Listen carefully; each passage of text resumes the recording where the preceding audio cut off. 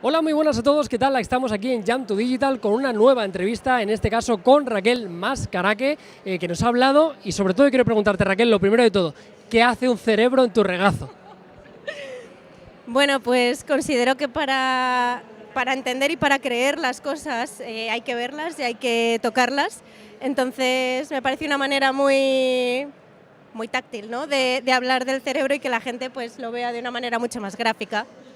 Raquel, ya lo has dicho un poco en tu ponencia, ¿no? Pero creo que es un buen momento para recordarle. ¿En qué momento tú dices, oye, me voy a lanzar un poco a estudiar neuromarketing, voy a estudiar el cerebro? ¿Cómo surge eso? Pues bueno, surge a través de mi primer trabajo que empecé a desarrollar una estrategia a través de las emociones y llegó un momento en el que necesitaba ponerle nombre a lo que estaba haciendo. Y bueno, que también necesito empezar a estudiar algo nuevo cada 2 años. Entonces empecé a investigar, encontré el neuromarketing, a mí la mente me ha llamado la atención de siempre y me parecía que encajaba mucho con lo que había estudiado y con lo que quería estudiar. Porque has dicho lo que había estudiado, que es periodismo. Sí, bueno, he estudiado periodismo, comunicación audiovisual y publicidad. Entonces el neuromarketing era una manera de unir el marketing y la psicología para ver los procesos inconscientes a la hora de comprar. Antes, Raquel, has dicho una cosa en la presentación y ha versado mucho la presentación en base a eso, la zona de confort. Me ha gustado mucho una cosa que has hecho al principio, que has dicho, siempre hacía presentaciones con un PowerPoint y con imágenes de soporte, pero en este caso, como quiero salir de la zona de confort, voy a hacer un ejercicio y voy a hacer aquí una presentación a pecho descubierto, únicamente con un pequeño índice y para adelante, ¿no? Y había una pregunta que te hemos hecho arriba también sobre la zona de confort y el miedo, ¿no? Que entiendo que por redes sociales toda la gente que te siga ¿siempre es la principal barrera que nos encontramos todos? Con toda la gente que hablas al respecto de este nuevo reorientación profesional, ¿todos tenemos tanto miedo siempre? Bueno, a ver, no todo el mundo tiene tanto miedo. Realmente es algo curioso, pero dicen que las personas que no tienen nada de miedo es que suelen tener un pequeño fallo en la amígdala, que hay algo No están muy finos.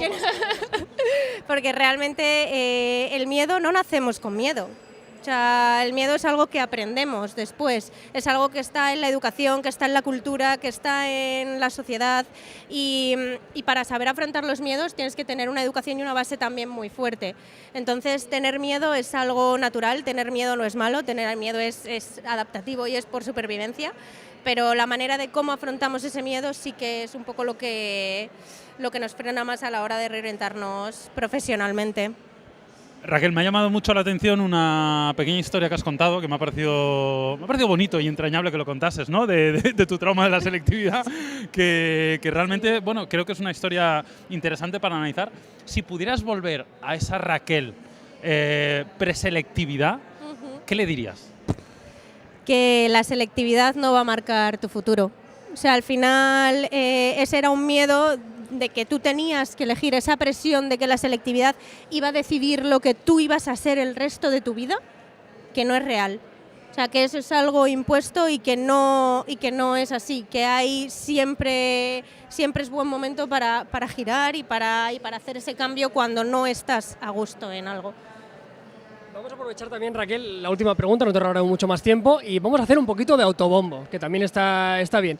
La gente que quiera saber un poquito más al respecto, que le haya picado la curiosidad sobre el neuromarketing, sobre las cosas que nos has contado, ¿dónde te pueden seguir? ¿Qué tipo de contenido generas para que la gente te conozca un poquito más? Pues Raquel Mascaraque, en todo, como dice mi madre, más cara que espalda. Para que nadie se pierda, pues sobre todo subo contenido a Instagram y a TikTok y son píldoras de curiosidades acerca del cerebro. La última que he subido, por ejemplo, era el cerebro de los narcisistas, o he subido cerebro de las personas mentirosas, pero luego subo también pues cómo afectan los olores al cerebro, o sea, todo lo que tenga relación con el cerebro me interesa y es el tipo de contenido que vais a encontrar. Pues Raquel, muchísimas gracias. La verdad que hemos aprendido un montón con tu charla. Un placer tenerte aquí. Gracias a vosotros. A celebrar.